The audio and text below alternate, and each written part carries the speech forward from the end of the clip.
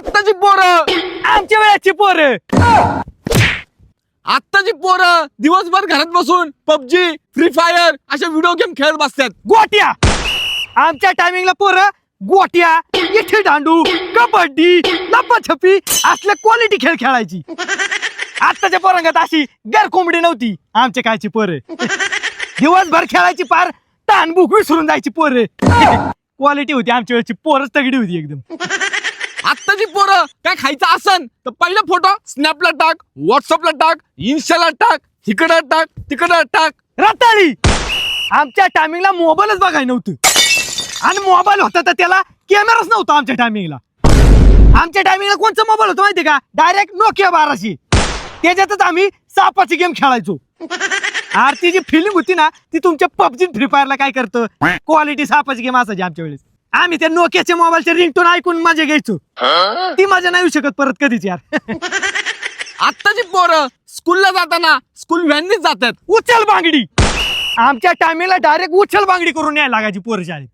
आई घ्यायची दांडकं एवढं, 4-5 जण गोळा करायची, पोराला उचलायची, हाण्यात बिनात पार त्याची वरात घेऊनच शाळेत पोरग.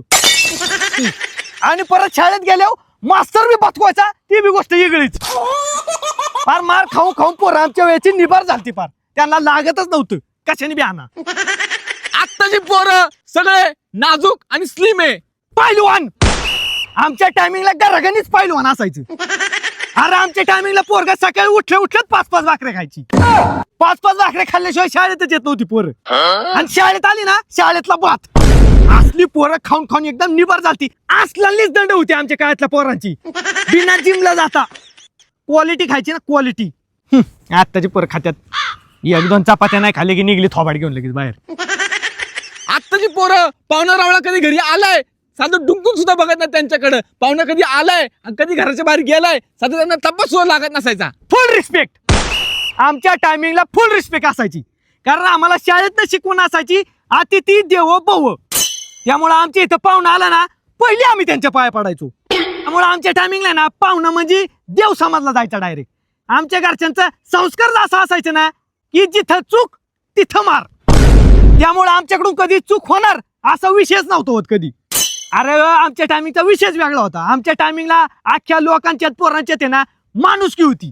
आता तुमच्यात माणुसकीच राहिली नाही. त्यामुळे सांगतोय आमच्या काळातल्या पोरांचा आहे ना, नादच नाही करायचा. विषय एंड.